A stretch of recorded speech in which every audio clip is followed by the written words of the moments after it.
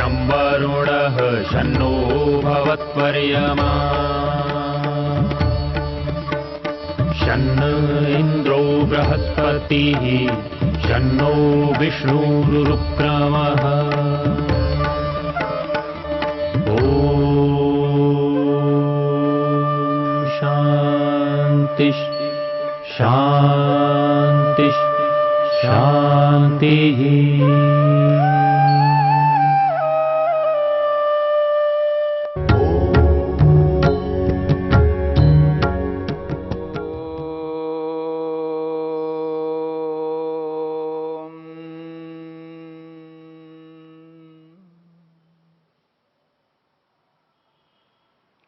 समाधिपाद के 46वें सूत्र को लेकर के हम विचार कर रहे हैं। ता एव सबीजः समाधि।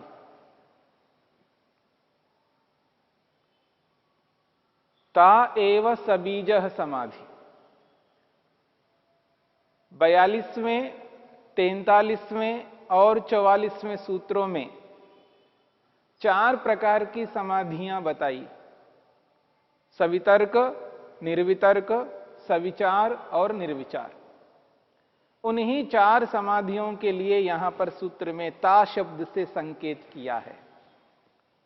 ता एव, वे ही चारों समाधियां सबीजः समाधि, उनको बीज वाली समाधियां कहते हैं। और बीज शब्द को लेकर के हमने विचार किया है। बीज कारण को कहते हैं। बीज कारण को कहते हैं। और कारण के यहां इस प्रसंग में 2 अर्थ आपके सामने प्रस्तुत किए। कारण का एक अर्थ आश्रय है, आधार है या आलंबन है।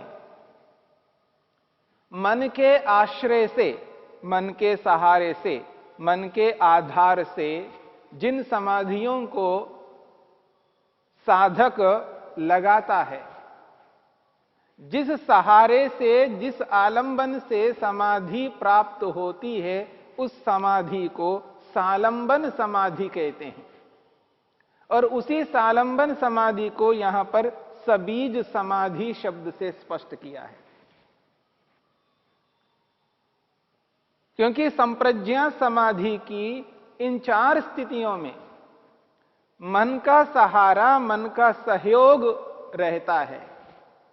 बिना मन के इन समाधियों को प्राप्त नहीं कर सकते। मन साक्षात्कार कराने का महत्वपूर्ण साधन है, जिसके बिना समाधि नहीं लग सकती। जैसे लोक में हम किसी भी वस्तु को देखते हैं तो बिना आंख के, बिना आंखों के हम नहीं देख सकते। ठीक इसी प्रकार से समाधि में जिन पदार्थों का साक्षात्कार योगी करता है, उन पदार्थों का जो साक्षात्कार होता है, वह साक्षात्कार मन के माध्यम से होता है। इसलिए मन सहारा है, आलंबन है, उसके माध्यम से समाधि लगती है। इसलिए इसको कहा है सालंबन समाधि, आश्रय वाली समाधि। इसी आश्रय को, इसी आलंबन को यहां बीज शब्द से स्पष्ट किया है। क्योंकि बीज का अर्थ कारण है और उस कारण का एक अर्थ है आश्रय। और इस बीज शब्द का अर्थ कारण है, उस कारण का दूसरा अर्थ है अविद्या। बीज कारण यानी अविद्या। यद्यपि समाधि जो प्राप्त होती है, वह समाधि विवेक को प्राप्त करने पर, वैराग्य को प्राप्त करने पर प्राप्त होती है। दृष्टानुश्रविक विषय वितृष्णस्य वशीकार संज्ञा वैराग्यम, इसी समाधि पाद में बताया गया है। दृष्टानुश्रविक विषय वितृष्णस्य वशीकार संज्ञा वैराग्यम। इस स्थिति को प्राप्त करने पर, वैराग्य को प्राप्त करने पर समाधि लगती है। और ये जो वैराग्य होता है, यह वैराग्य अविद्या को हटाने पर वैराग्य होता है। विद्या की स्थिति में अविद्या नहीं रहती है। विद्या की स्थिति में अविद्या नहीं रह सकती है।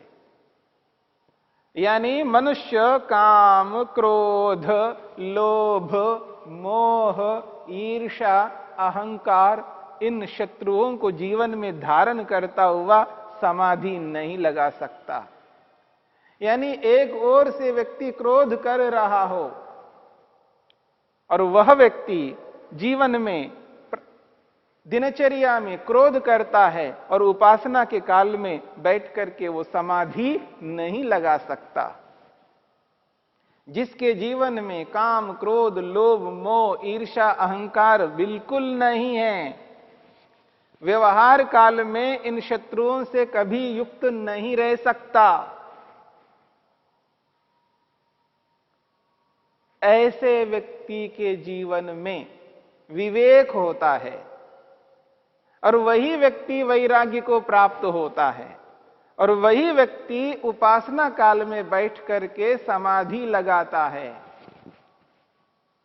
व्यवहार काल में जिस किसी से गुस्सा करके, क्रोध करके, व्यवहार काल में जिस किसी भी परिस्थिति में लोभ करके, मोह करके, अहंकार करके उपासना काल में बैठ करके वो समाधि कभी नहीं लगा सकता। इस बात पर विशेष ध्यान देना है। जिसका व्यवहार असत्य से, जिसका व्यवहार हिंसा से, जिसका व्यवहार चोरी से, असंयम, व्यभिचार से, परिग्रह से युक्त होता है, जिसका व्यवहार हिंसा, असत्य, चोरी, असंयम, परिग्रह से युक्त होता है, जो मन में कुछ और रखता है और बाहर से कुछ और बोलता है, शुद्धि, शौच का पालन नहीं करता है, जिसके जीवन में संतोष नहीं है, जो व्यक्ति तप नहीं कर पा रहा है, जिसके जीवन में स्वाध्याय नहीं है, स्वाध्याय ही नहीं करता, जो ईश्वर को अपने सम्मुख नहीं रखता है, अपने सम्मुख नहीं रखता है, अपने प्रत्येक कर्म को ईश्वर को समर्पित नहीं करता है, ऐसा व्यक्ति, इस प्रकार का व्यवहार करता हुआ व्यक्ति समाधि नहीं लगा सकता। अथवा परीक्षा की घड़ी में, परीक्षा की स्थिति में यदि वो अपने गुस्सा को, क्रोध को काबू नहीं करता है, जहां परीक्षा होना है वहां पर लोभ को काबू नहीं करता, काम, क्रोध, लोभ, मोह, ईर्ष्या को काबू करके नहीं रखता,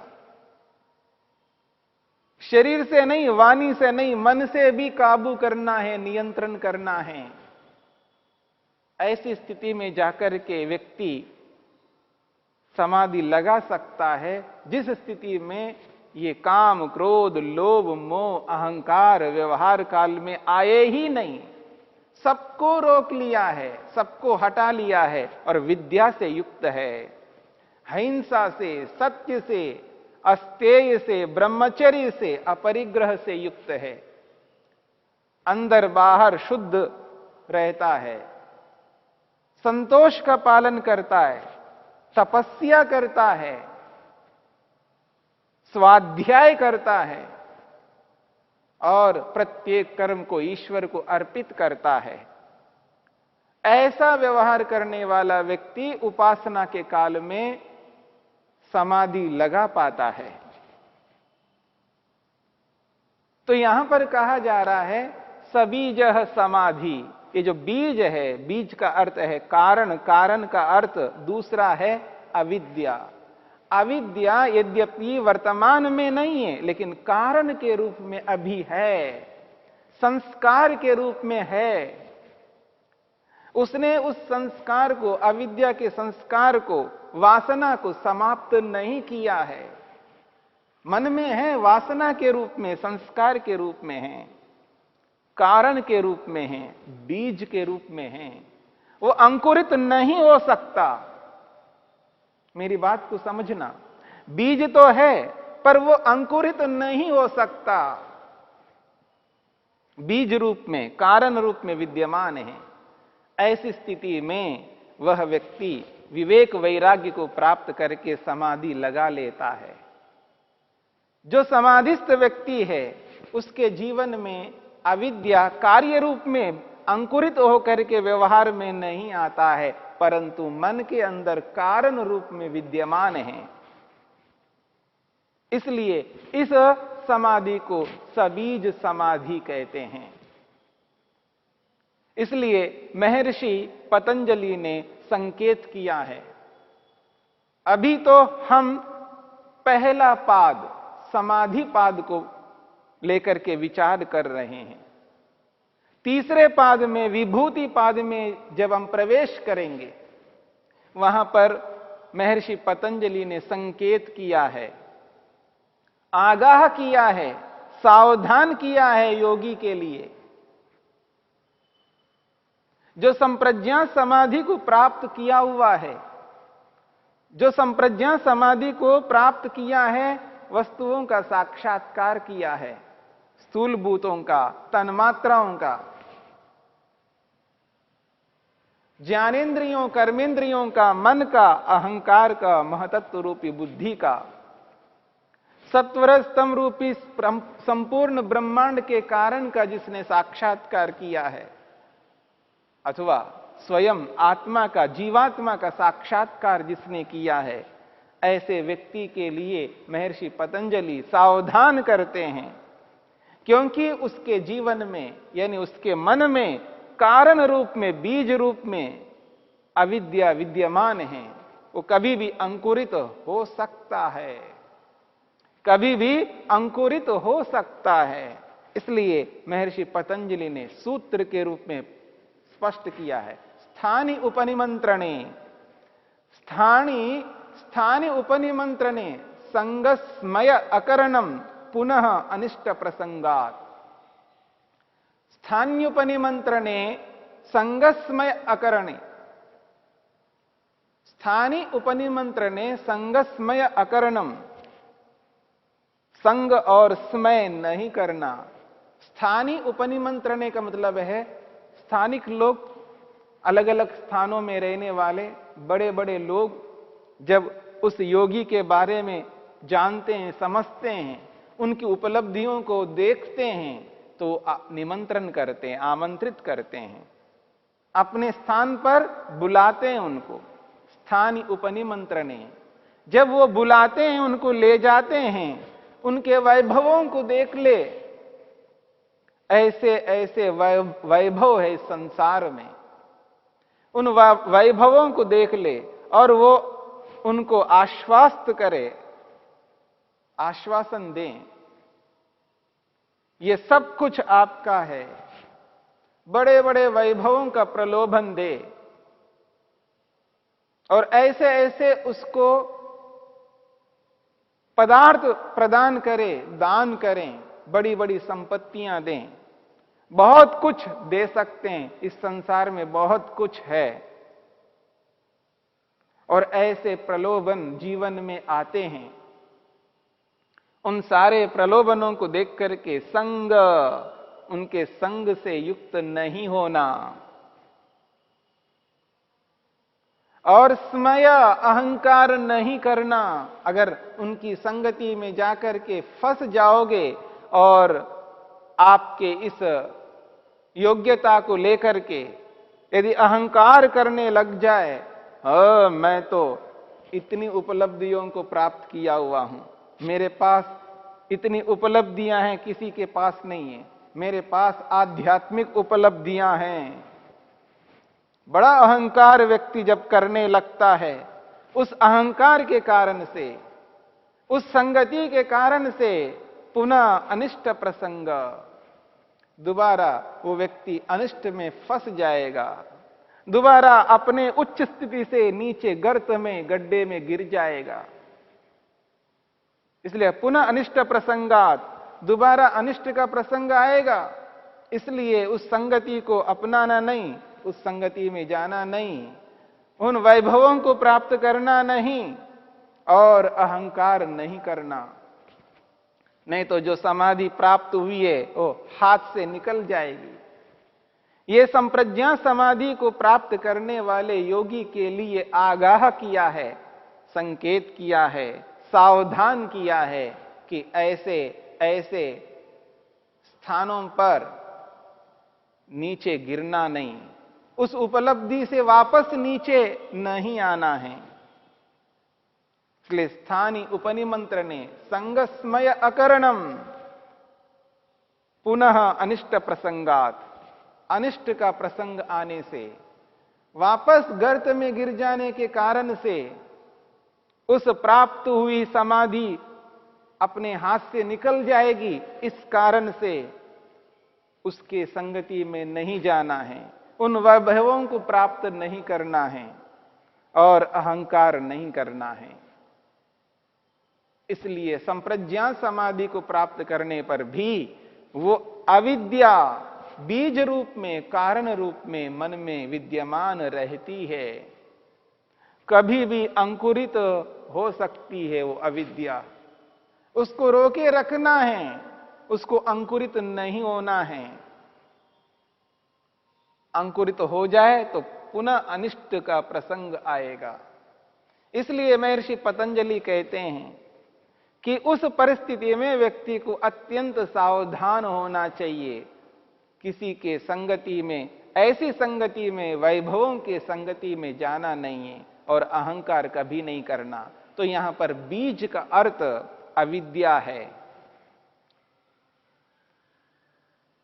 और बीज का अर्थ कारण है, उस कारण का दूसरा अर्थ अविद्या है और पहला अर्थ मन है। दोनों कारण हैं, पर कारण होते हुए भी अर्थ अलग अलग हैं। तो ता एव सबीज समाधि, वे ही सबीज समाधि हैं जो सवितर का, निर्वितर का, सविचारा, निर्विचारा, इस प्रकार ये चारों समाधियां, इन चारों समाधियों का सामूहिक नाम है सबीज समाधि। उनको सबीज समाधि कहते हैं, सालंबन समाधि कहते हैं, आश्रय वाली समाधि कहते हैं, आधार वाली समाधि कहते हैं। महर्षि वेदव्यास ने इसी बीज को आलंबन शब्द से स्पष्ट किया, सालंबन समाधि के नाम से स्पष्ट किया है इसी समाधि पाद के 17वें सूत्र में। और इसीलिए इस संप्रज्ञा समाधि को सबीज समाधि कहते हैं और इसके आगे जब असंप्रज्ञा समाधि की प्राप्ति होती है, उस असंप्रज्ञा समाधि को निर्बीज समाधि कहते हैं। महर्षि वेदव्यास ने 18वें सूत्र में असंप्रज्ञा समाधि को निर्बीज समाधि कहा है।